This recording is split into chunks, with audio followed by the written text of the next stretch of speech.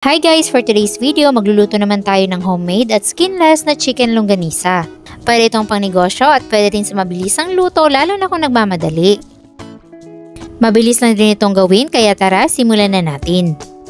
Gagamit lang tayo ng 1/2 kilo ng chicken breast. Slice lang muna natin to into cubes. Tapos ilagay natin sa food processor or grinder para maging ground meat. Pero kung meron naman kayong nabibili mga ground meat na naka-ready na, pwede yun at mas mabilis. So ayan, mga 1 minuto sa ating grinder at meron na tayong ground chicken. Transfer na lang natin to sa isang malaking mixing bowl. Then maglalagay tayo ng 1 teaspoon ng asin, generous amount ng black pepper,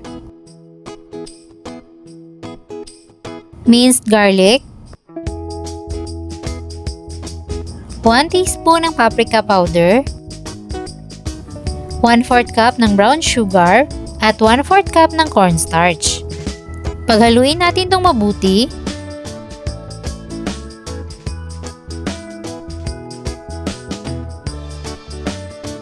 Kapag ganitong halong-halo na, magpe-prepare naman tayo ng cling wrap na paglalagay natin ng ating longganisa. Pwede rin kayong gumamit ng foil or baking paper or kung ano yung mga available sa inyo.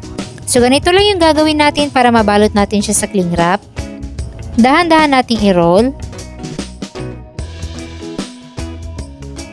Tapos hihigpitan lang natin yung magkabilang dulo.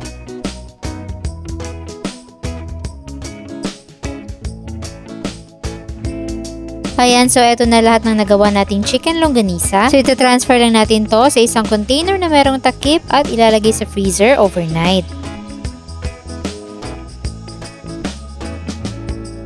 Kinabukasan ay pwede na nating lutuin yung ating homemade longganisa. Papakuluan ko lang muna to sa tubig at pwede nyo rin itong direktang lutuin na sa mantika. Depende na sa inyo kung anong diskarte ang gagawin nyo sa pagluluto nito. Pagkatapos natin itong mapakuluan, magluluto muna tayo ng itlog na partner ng ating longganisa.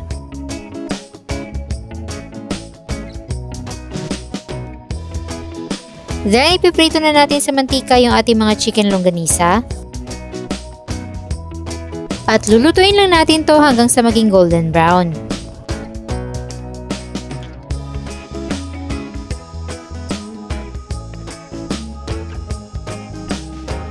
So ayan, luto na ang ating homemade longganisa. At dito sa kaparehong kawali, magigisa na tayo ng bawang para sa ating sinangag.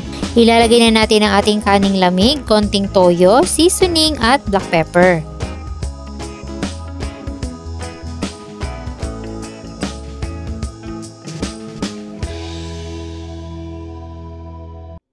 At since okay na ang ating sinangag, mag-plating na tayo. Sigurado magugustuhan nyo itong ating homemade longganisa dahil wala itong preservatives at all natural. Pwede nyo itong ipambaon sa kids at pwede na itong pangnegosyo.